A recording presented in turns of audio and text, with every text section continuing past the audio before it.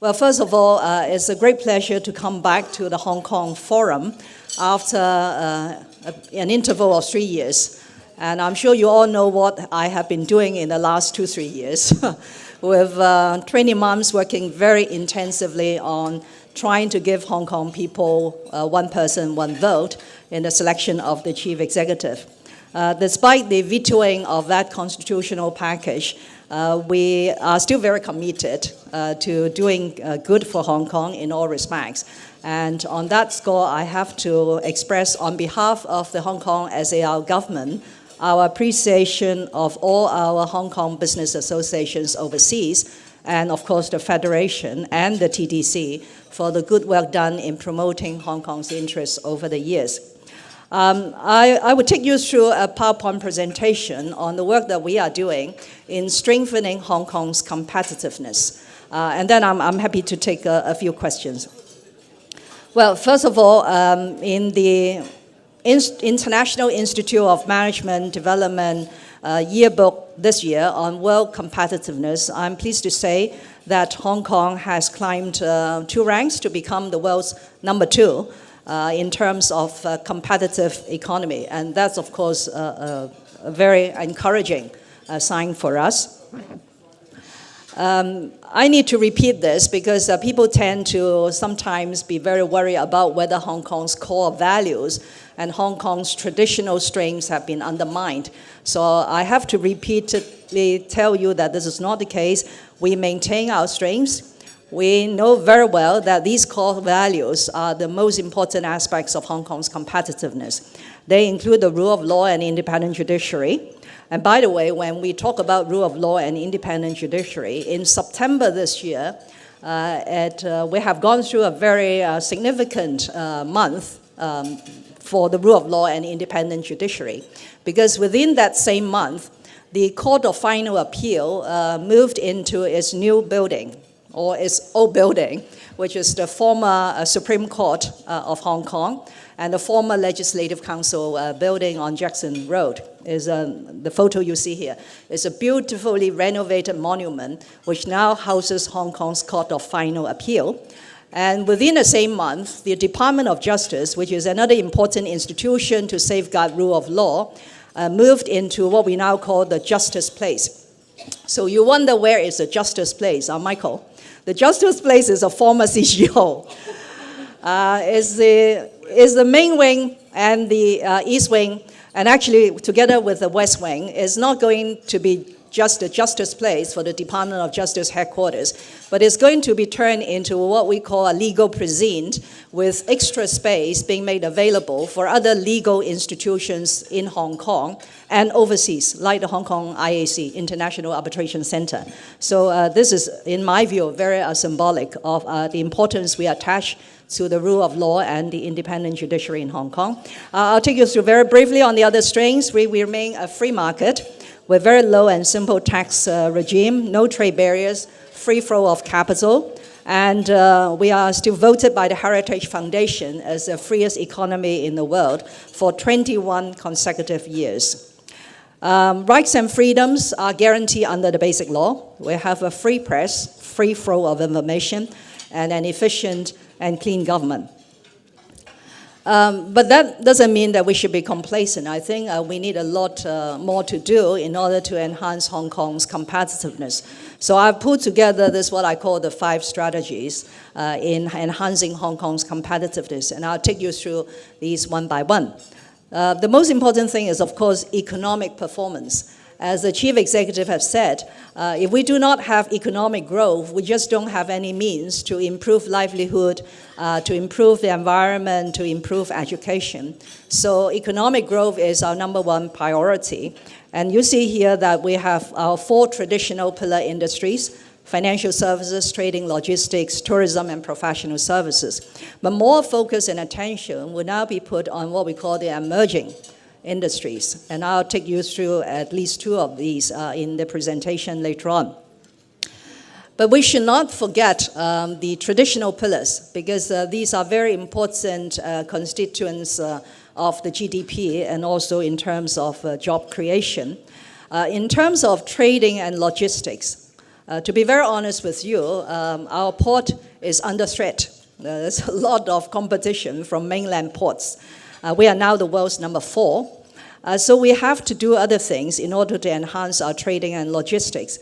Expanding our network of free trade agreements and our comprehensive agreements on the avoidance of double taxation will help us to create a necessary network and environment for promotion of trade and investment. I'm very pleased to say that we are at the advanced stage of negotiating with ASEAN, the 10 member nations of ASEAN, to sign an FTA with Hong Kong. The 5th round of negotiation is underway, and we expect to finalize this free trade agreement sometime next year. We have started a negotiation with Macau, but because of our status, we call it CIPA, Closer Economic Partnership Arrangement. And up till now, we have already concluded 33 CDTAs, and 10 more negotiations are in progress. We also need to enhance Hong Kong's presence overseas and in the mainland in order to do our job better in trade and investment promotion. So the Chief Executive has already announced over a very short period that we are going to set up 2 economic and trade offices overseas. And this is a very significant move because we now have only 11 ETOs overseas, and after 1997, we have only set up 1, and that is the Berlin office. So in one go to set up 2 additional ETOs is quite a big move as far as the government is concerned. And these 2 offices are in Jakarta because of the growing importance of ASEAN and in Seoul. I'm therefore very pleased to hear Margaret telling us a moment ago that the Indonesian Hong Kong Business Association has been set up, and I welcome our Indonesian friends. Can you show your hands? Where are our Indonesian friends? Okay, never mind, okay, that's one. But Margaret also told me that we have yet to have a Korean Hong Kong Business Association. So I will have to talk to the Korean CG and the Korean Chamber in Hong Kong after this session. Within the mainland, we already have a full network of 5 ETOs in Beijing, Shanghai, Chengdu, Guangzhou, and the latest in Wuhan.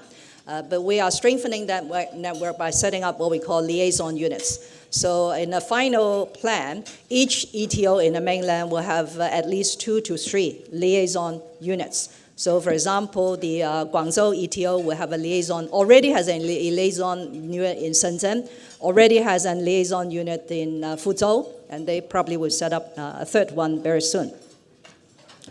In terms of financial services, this is of course a very important area, contributing some 16% to our GDP.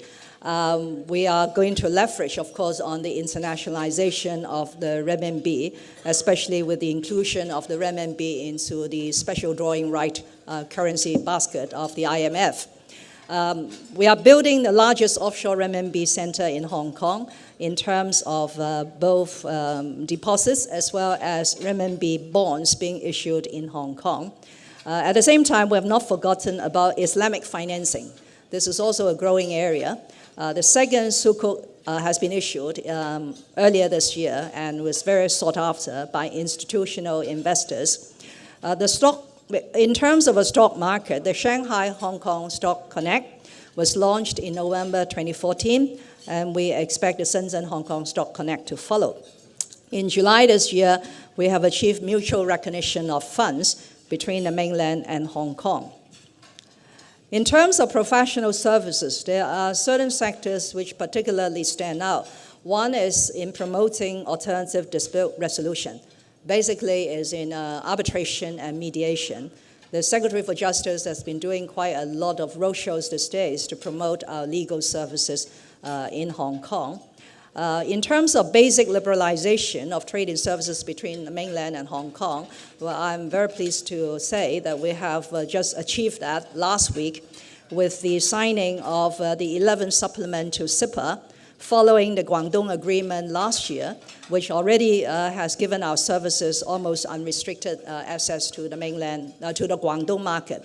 But from June next year, there's liberalization in trade and services will expand to almost every part of the mainland, although there will be still restrictions under the so-called negative list. But basically, we are seeing more liberalization measures. And we have also secured through this 11th supplement to CIPA what we call the most favored treatment provision, because our nation is signing FTAs with many countries. Recent one was with Australia, and one with India is under negotiation. So this MFT means that whenever the nation signs an FTA with another country which provides more favorable treatment, then that very favorable treatment will be automatically extended to Hong Kong. In terms of tourism, the figures are coming down. Greg So has been telling us that the number of visitors have declined a bit, but I personally am not too worried. What we need is to attract more high-spending visitors, overnight visitors to Hong Kong. We will continue to invest in our tourist infrastructure. So the picture you see here is the Ocean Park Water World groundbreaking. In 3 years' time, we'll see a wonderful water world re-emerging in the Ocean Park. The cruise business is actually doing not bad. Since opening, I think we have more than doubled the number of cruise ships visiting Hong Kong. And in terms of regulation, a statutory TIA, Travel Industry Authority, will be set up soon, and we will continue to increase overseas promotions. And now comes to the new emerging economic activities, which the government really wants to give it a big push. And we need your help in promoting these industries to your respective economies, and also to identify room for collaboration. The first area is, of course, innovation and technology. After 3 years of hard work and a lot of argument with the Legislative Council, the new bureau called Innovation and Technology Bureau, headed by a secretary, was formally established in November 2015. And we will continue to make use of the Innovation and Technology Fund to provide financial support to encourage R&D in Hong Kong. And within a period of less than a year, new institutions focusing on innovation and technology have been set up in Hong Kong. The first is actually the second bullet, is the Karolinska Institute China-Hong Kong Center, which was a collaboration between Hong Kong and the Swedish Karolinska Institute, with particular emphasis on stem cell research. The second one is the MIT Hong Kong Innovation Node. And the third one, which is going to be set up later this week, is a new Academy of Sciences to really give science development a big push in Hong Kong. But the more exciting industry, as far as I am concerned, is creative industries. I have a strong passion for Hong Kong's creative industries, and I see a lot of potential in growing Hong Kong's creative industries. As far as the hardware is concerned, you all know about this West Kowloon Cultural District.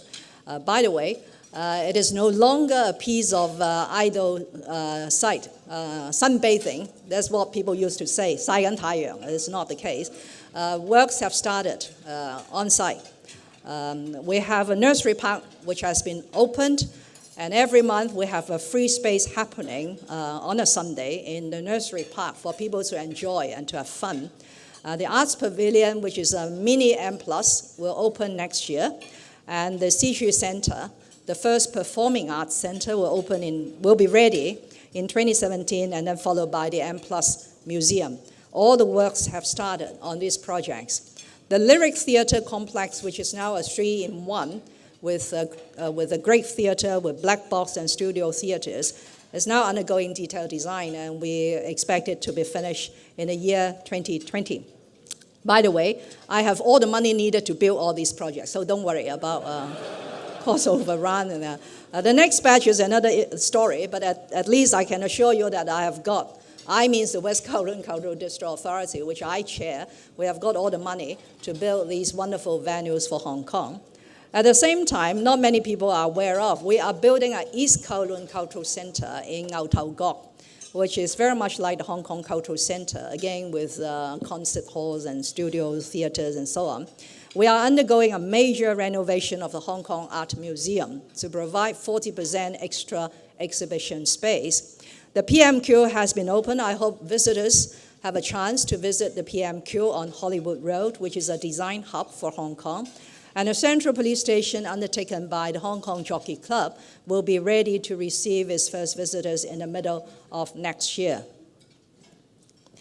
Apart from the hardware, of course, programming and personnel training are equally important. We are now one of the world's largest art auction markets, probably only after New York and London. We have now a critical mass evolving around Art Basel in Hong Kong every March. So around that time, you will have the Arts Central, you have the opening of the arts galleries, you have other things happening. And then in around September, October, we have our homegrown Fine Art Asia, which has now grown into a very important arts event, not only in Asia, but also in the world. And almost every month we have auctions. This month is a very good month for auctions in Hong Kong.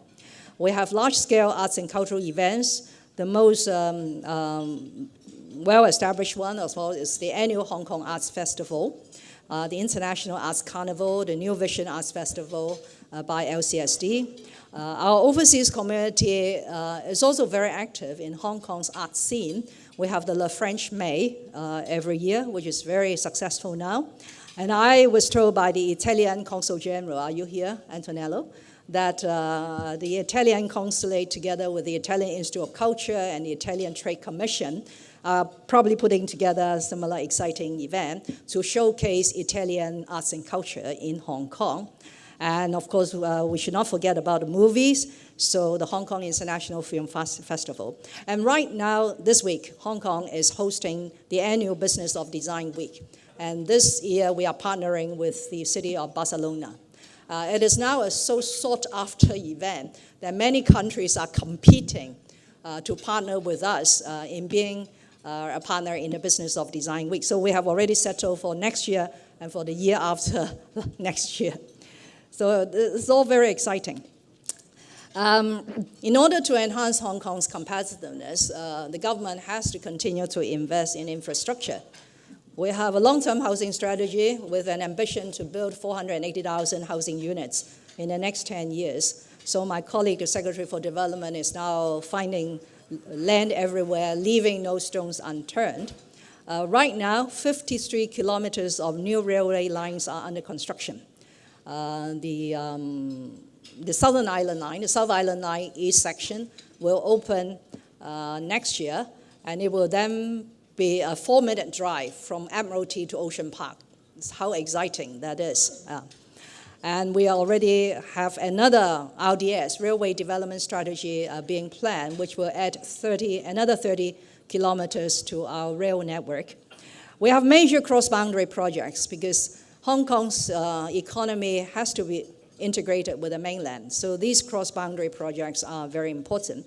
Although I have to confess that we're having a bit of problem in terms of project delay and cost overrun, but the government is very determined to press ahead with these projects, including the Hong Kong-Zhuhai-Macau Bridge, the Hong Kong-Shenzhen-Guangzhou Express Rail Link, a new boundary control point on the eastern part of Hong Kong called the Lin Tong Hang Yun Wai, and a 3-runway system at the Hong Kong International Airport. The chart you see here is the actual and forecast government expenditure on infrastructure.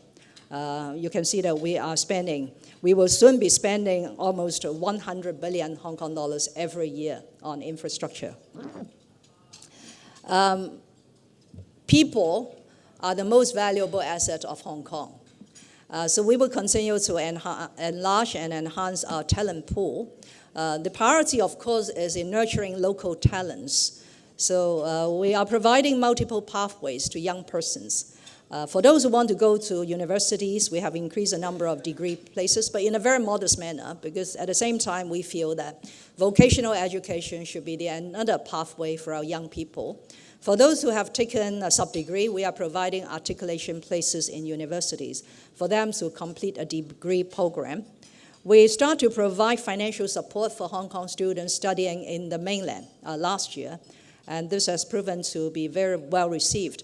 84 universities in the mainland, which are all renowned universities in mainland like Tsinghua, Beijing Daxue. They are all offering places for Hong Kong students based on their local results. In other words, they don't have to take another examination in the ministry, by the Ministry of Education. At the same time, we are promoting vocational education. Dr. Roy Jung, I don't know whether Roy is here. Roy has headed a task force to provide very good recommendations for us to promote vocational education.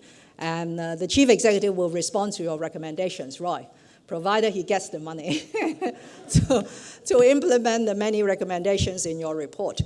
At the same time, in a global environment and in a highly competitive economy, our young people really have to broaden their horizon and understand more about the world before they could become competitive. So in recent years, we are creating more opportunities for our young people to go out. One is the Working Holiday Scheme Agreement, which we have signed with 10 countries. So far, 60,000 young people between the age of 18 and 30 have gone abroad for up to 1 year. In the case of United Kingdom, it's 2 years to do working holidays. We love to sign more working holiday scheme agreements with various countries, European countries, as well as Asian countries. We have introduced an ASEAN internship program where we will identify internship opportunities in the ASEAN countries, whether government departments or commercial firms, to provide internship of 2 months during the summer for our Hong Kong university students. And I have asked my ETOs to start thinking about an EU internship program and a North American internship program. Of course, we are doing a lot on internship and student exchange program in the mainland. While nurturing our local talents is important, we also need to attract overseas talents. We are an open society, after all. So in May this year, we started a pilot scheme to attract second generation of Chinese Hong Kong permanent residents who have emigrated overseas to return to Hong Kong. We estimate some 800,000 Hong Kong people have emigrated abroad just before 1997. About in the 10 years before 1997, 800,000 Hong Kong people have left. So by now, their children born abroad without the right of abode in Hong Kong will be in their 30s. So these people, we love to attract them back to Hong Kong to work, and the scheme has proven to be quite popular. I think we have over 100 applications already, and 70% of these applications have been approved. The approval process takes only 2 weeks. It's a very simple scheme, which will allow the second generation young people to come back to work in Hong Kong without having to secure a job first, so they could come back anytime and find a job here. We have relaxed the duration of stay arrangements for expatriates under the general employment policy, the admission scheme for mainland talents professionals, and the quality migrant admission scheme. And recently, you will have heard a lot of talk about business startups. Greg loves to talk about startups. So we're also attracting more overseas entrepreneurs to come to have business startups under the investment visa category. Increasing land supply will be extremely important if Hong Kong is going to maintain her competitiveness. We need land for almost everything, for housing, for offices, for arts and industry, for technology, and even for cinemas. Peter, even for cinemas, we need some land. So in the short term, we are rezoning land for housing and other uses. You know, in the last 5 years, we have a scheme to revitalize industrial buildings to become offices and commercial centers. In the medium term, as we have done in past decades, we are creating NDAs, new development areas, and we are extending the Tung Chung New Town to provide more housing and job opportunities. In the longer term, Development Bureau colleagues are looking into these possibilities. Reclamation outside of the Victoria Harbour, Rock Haven development, as well as a very ambitious East Lantau metropolis. Any city could not claim to be a great city and a competitive city without quality. So at the same time, we are putting a lot of attention on building a quality city in these many aspects. First is to improve air quality. I'm sure those who see some of the photos in the newspapers these 2 days will realize that you really have to have good air quality to attract people to invest and work in that particular city. So the Secretary for Environment and his colleagues have rolled out many measures in this term of government to improve air quality, including spending almost $8 billion to phase out the pre-Euro 4 diesel commercial vehicles, to mandate a fuel switch for ocean-going vessels while berthing in Hong Kong, and to promote electric vehicles. Thanks to a particular brand of EV, we now have over 2,000 EVs in Hong Kong. I'm not supposed to promote for that brand, but you know which brand I'm talking about. Buildings are very important, both in terms of energy efficiency and also climate change. A few years ago, we rolled out a new policy to promote green buildings in Hong Kong. And right now, some 19 million meters square of floor space have registered for BEAM Plus assessment. That is the platinum, gold, silver rating to be accorded as quality green buildings. We will continue to conserve the natural environment, the country parks that we all love, and we will preserve and revitalize our built heritage. There's so many projects underway that I could not give you the whole list. But the pictures you see here, one is, of course, this beautiful Thai Old Heritage Hotel on the Lantau Island. In terms of sports, investment goes into building a multi-purpose sports complex at Kai Tak with a major stadium of up to 45,000 or 50,000 seats. Meanwhile, we continue to be a place for major sporting events, thanks to the Mega Events Fund chaired by Jeffrey Lam here, giving us money to do some major events like the very traditional Hong Kong Sevens, Tennis Open, Hong Kong Open, the golf, Hong Kong Marathon, and the newly added Harbour Race, Cross Harbour Swim, and the first ever Hong Kong Cyclothon hosted by the Hong Kong Tourism Board. Thank you very much, Peter. I'm sure your overseas investors will ask you about this subject, international schools. If I'm going to come to Hong Kong to work and invest and bring my young family, are they going to have an international school place? The answer has to be yes, because I know this is a very important subject. At the moment, we have the largest number of international school places in Asia, 51 schools with over 41,000 places. The take-up rate is slightly below 90%. So if you are not choosy, you definitely can get a place in one of these international schools. But I know parents want to get the best for their students, so we continue to build. 5 new schools with either a greenfield site or a vacant school premise being given to them are now underway, and they will open in the year 2016, 17, 2018, and 19, providing these additional primary and secondary school places for kids. Margaret has mentioned about Belt and Road Initiative. I'm pleased to note that there will be a website, a dedicated website on the Belt and Road Initiative. Everybody is very excited. Everybody in the world is very excited about the Belt and Road Initiative. And Hong Kong stands to benefit because of our unique position under one country, two systems, and what my chief executive used to describe as our role, the super connector role. Under the 5 major goals of Belt and Road, we can contribute to each one of them. But we probably will start with the last one, and that is the people-to-people bonds, 民心相通. So very shortly, you will hear some of the initiatives that we have planned to enhance understanding between Hong Kong and the 60 countries along the Belt and Road Initiative.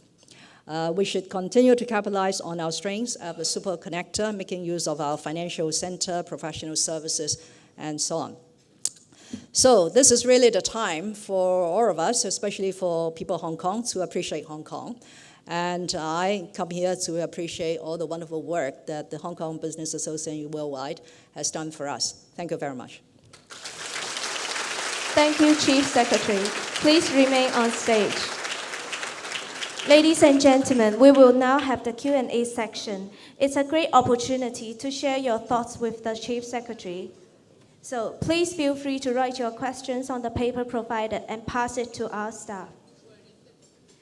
May I now invite Ms. Nagali, Chairman of the Federation, to moderate the question and answer section for us. Ms. Nagali, please. Thank you very much, Chief Secretary Lam. We are waiting for questions from the floor. Maybe I could address one question first. We've all been here a year ago, and we saw the Occupy Central movement at that point in time. Could you explain a bit the after Occupy Central situation in Hong Kong now and what the development has been? Okay. Well, the first thing is the Occupy movement has prevented me from coming to last year's Open Hong Kong Forum, because I, together with my colleagues, I was very preoccupied with handling not only the constitutional development package, which we want to sell very much to the people of Hong Kong, but also there's illegal Occupy movement activities in Hong Kong. But in terms of its effects on business and on confidence in Hong Kong, I think it is negligible. I don't think any damage has been done to people's confidence in Hong Kong. Quite on the contrary, some overseas friends have told me that as a result of how we have handled such a major social movement and how our excellent police force has coped with the situation, has given them more confidence in this city. So I wouldn't say that it has any adverse effect on the business environment. As far as the local politics, of course, it has some impact, as some of you will see from the recent elections in the district council, with some younger persons wanting to join politics, which is not a bad thing in my view. But it stands for us, government officials, to seize those opportunity and to engage these young people. And hopefully we will be able to nurture more young politicians to govern Hong Kong in the years ahead. But basically, I think every one of us in the government do not feel that Hong Kong has suffered tremendously from the Occupy movement. Yeah. Thank you very much for your answer. I see a lot of a bit critical questions here, but nevertheless, I will ask them to you. It has been suggested that if Hong Kong has become just another Chinese city, Hong Kong's competitiveness would diminish. What is your view on this? What makes Hong Kong different from Shanghai and other big cities in China? I suppose the answer to that question can be found in the 30-minute presentation that I've just done. You don't want me to repeat another 30 minutes? Now, Hong Kong will be a unique Chinese city, and as far as I could gather, and that is also the view of the central government. The central government wants Hong Kong to succeed under one country, two systems, which means that Hong Kong has to retain her uniqueness as enshrined in the basic law. Yeah. Thank you very much. We have another question in relation to Hong Kong and Shanghai. It relates a bit into what you just addressed. The question is, what impact would the Shanghai Disneyland have on the tourism in Hong Kong? What is your view on this? Even without the Shanghai Disneyland, the Hong Kong Disneyland is now facing a lot of challenges with the decline in the tourist numbers and so on. I would like to see all these things happening in the mainland cities as really sort of incentives or wake-up calls for us to do better in all respects. China is big enough to accommodate 2 or even 3 Disneyland. But it's not just the Disneyland. We have all the things that we want to develop at the same time. If you ask me, I would be more fearful of the Shanghai Dream Center than the Shanghai Disneyland. I saw this wonderful plan about the Shanghai Dream Center, which is almost a direct competition to my West Kowloon Cultural District. And it's going to complete earlier than the West Kowloon Cultural District. But never mind, I think these are all, could be seen as healthy competitions to demonstrate that this part of the world, Asia, is going to be the growth engine in the next few decades. Yeah. Thank you very much. We have other questions from the floor. Going back to financing away maybe from the tourism industry and Disneyland a bit. Currently, the Hong Kong dollar is pegged to the US dollar. While the movement in China as currency, or will they, right. Will there be, the question is, will there be any movement to tie the Hong Kong dollar to the Chinese currency? For questions of this nature, I can only answer in 4 words, as allowed by the Financial Secretary. And these 4 words are, the peg will stay.